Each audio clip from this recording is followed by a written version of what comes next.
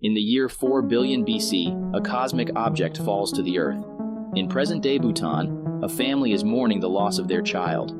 The wife is heartbroken, and she goes out crying. Suddenly, the Earth rumbles and lightning strikes.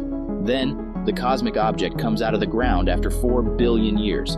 The husband also comes out and they watch the thing together. Suddenly, their son comes to them alive. The wife quickly hugs him with happiness.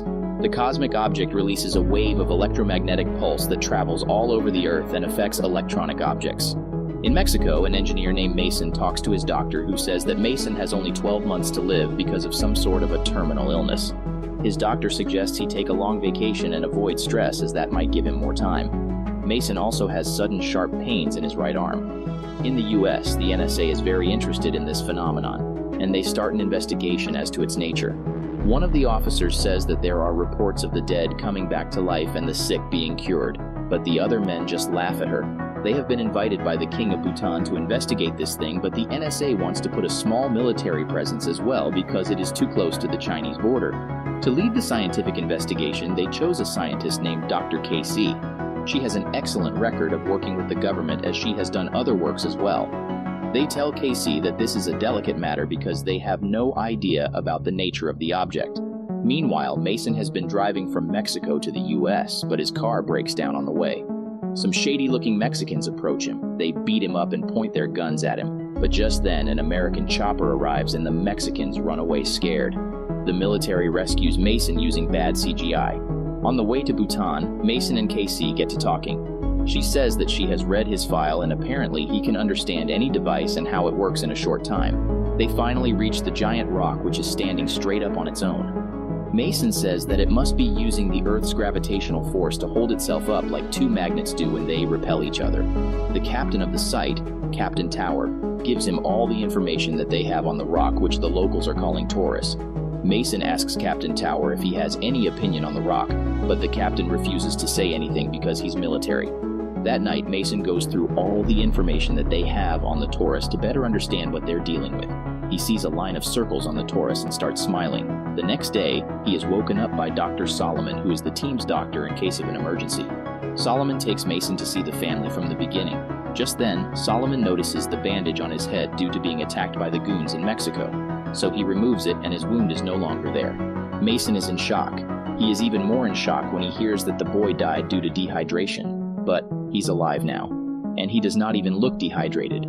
Mason finds it hard to believe that the kid was brought back from the dead and says that he was probably just in a coma. Suddenly, the kid makes a strange gesture of feeling up his arm, which is supposed to hurt him often. Mason is shocked at first, but he seems to understand. Next, he shows KC the line of circles on the Torus, and they decide to work from there.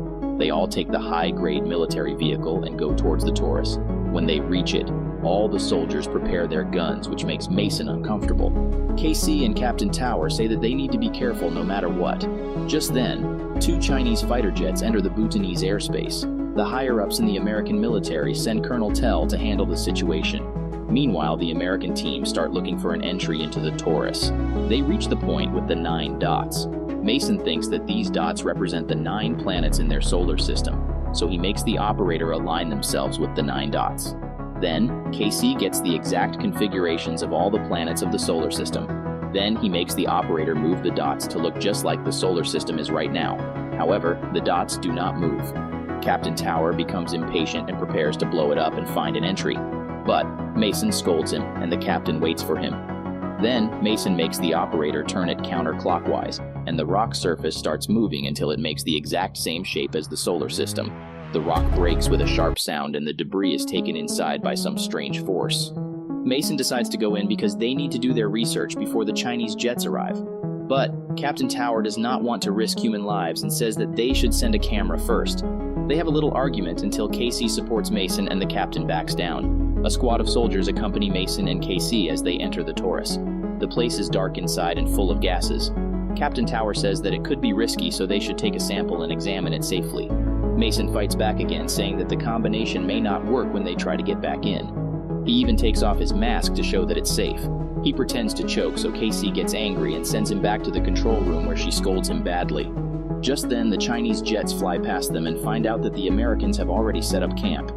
Now the Americans need to work fast before the Chinese also set up a camp there. NSA agent Alan commands KC to work faster. Meanwhile, the soldiers are looking for a way further in, but they find nothing as the inside is dark. But two of them come across a beautiful structure right above them while Mason and KC watch everything on the screen. Then they find a break in one of the walls which might be a way in. Captain Tower leads his men inside, but suddenly the Chinese jets shoot a missile at the Torus. It does not damage the Torus, but KC loses connection with Captain Tower and his team. Suddenly, a strange blue thing comes out of the Torus and attacks the Chinese jets, destroying them instantly. Inside, a blue glowing light appears in front of the men. Captain Tower tells them to hold their fire, but the soldiers panic and they shoot. So the light sends sharp magnetic pulses which attack the men internally. One of the men also goes mission. Back in the US, the NSA is shocked to find out that the Chinese jets were shot because it looks like the Americans did it. Now the Chinese may take a drastic response. Alan and Colonel Tell are equally concerned about how the Chinese may respond. Colonel Tell suggests that they put troops on the ground and seal the perimeter. Meanwhile, Captain Tower comes back to the control room where he tells them what happened. Mason suspects that the soldiers shot first, which makes the captain angry. Mason contacts Alan and tells him what happened, so Alan tells him to go back inside without the soldiers. While this is happening, the missing soldier finds himself in a plain white area. The blue energy comes at him and he shoots back mindlessly. Back in the ground, the soldiers find the Chinese soldiers alive and take them in. TV channels make fake news claiming that the Americans shot down 2 Chinese civilian planes. Back at the site, more American soldiers arrive to secure the area. However, the Chinese also drop hundreds of soldiers nearby. Meanwhile, Mason and KC are inside the Torus trying to understand its secrets. They also come across the same glowing energy, but they don't fight back against it. Suddenly, the missing soldier appears behind them. Back in the US, the NSA agents meet with the Chinese ambassador Poe. Poe is angry with the Americans for taking control over something which is supposed to be under their sphere of influence. He demands to have equal access to the Torus, else they will have no choice but to destroy it. The NSA agent refuses to let it go so easily, so Poe becomes angry and tells him to leave. Back at the site, Mason finds that the pain in his right arm is gone, so he asks Dr. Solomon to give him a test. He admits to him and KC that he was diagnosed with ALS, which is going to kill him soon. When Solomon takes the test, there is no sign of any disease. Mason is shocked and cries a little from happiness, so he grabs KC and kisses her, much to her shock. Just then, Alan arrives and Mason tells him about being cured of ALS. He believes that the Torus can modify cells and DNA. KC says that carbon testing of the rocks around the Torus shows it to be 4 billion years old, which was even before the beginning of time. Mason says the Torus might be the reason behind many steps in evolution. There have been periods where there were jumps without any explanation. The Torus might be the reason, but Alan says that he wants to shut down the project or at least control it since they don't know what exactly they're dealing it. Mason and KC are angry, but Alan does not care. Later, the Chinese soldiers also arrive at their location. A Chinese scientist tries to enter the area, saying that everyone is entitled to study the Torus. He tries to force his way in, so one of the soldiers shoots him. The whole situation becomes tense as it could be escalated to even worse conditions. Solomon comes to check on him. But suddenly the blood goes back in and his wound is healed. The man gets up as if nothing happened. They send the 2 Chinese pilots back, saying that they had also died, but somehow they're alive. The Chinese scientist simply says that it's impossible while laughing and leaving. Mason and KC go back inside and show everything to Alan, but they lose connection. They walk some time and come across the blue energy again. Both of them suddenly wake up in the white area like the soldier before. Then, the whiteness is replaced by a wall of blue energy. The ball of energy comes to them and shows them different images of the evolution of life. Then, the camera attaches itself to a bigger machine. Dark clouds appear over the Torus and spread all around. Mason and KC wake up in their normal place and the Torus is spinning, so they jump back to their vehicle. The NSA is informed about the clouds spreading out of the Torus. At its current rate, it will cover the entire Earth in 90 hours. This will adversely affect all life on Earth. Within a month, all vegetations will die. Within 2 months, a new ice age will start. The president informs them to go to phase 2. Mason thinks that the Torus is trying to re-terraform this planet by ending this line of evolution and starting a new one. But he also thinks that the Torus might be perceiving the military as a threat. Colonel Tell becomes offended and says that he has been ordered to go to phase 2, which means nuking the Torus. Mason thinks that this is not the solution as the Torus has resisted aggressive acts before too. He goes out to stop the process. Colonel Tell tries to follow him, but Captain Tower stops him. Meanwhile, Mason and KC try to enter the Torus, but they are stopped by a soldier who beats them up, but they manage to throw him off the platform. Elsewhere, Alan calls the NSA and demands to stop the nuclear action. But the NSA can't do anything, as it's the president's order, and tells Alan to pull back at least 10 kilometers. The NSA also goes to Ambassador Poe and advises him to pull back the Chinese soldiers, else they will get caught in the blast range.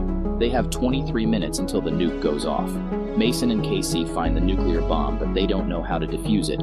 Just then, soldiers arrive at the location and point their guns at him. In the control room, Captain Tower points his gun at Colonel Tell, demanding that he disarm the bomb. But the colonel says that he can't. They only have a few minutes left to escape.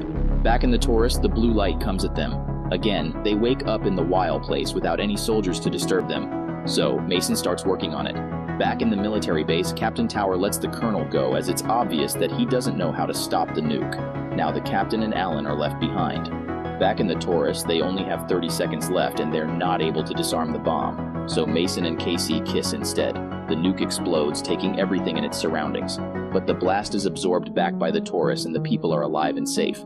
But the impact of the blast damages the Torus and it starts falling apart. So Mason and Casey jump back into the vehicle. The earth is shaking, so they almost fall a couple of times, but they land safely. As for the Torus, the sky opens up and the whole structure starts disintegrating. Only the energy ball is left. It approaches Mason and Casey and then flies away.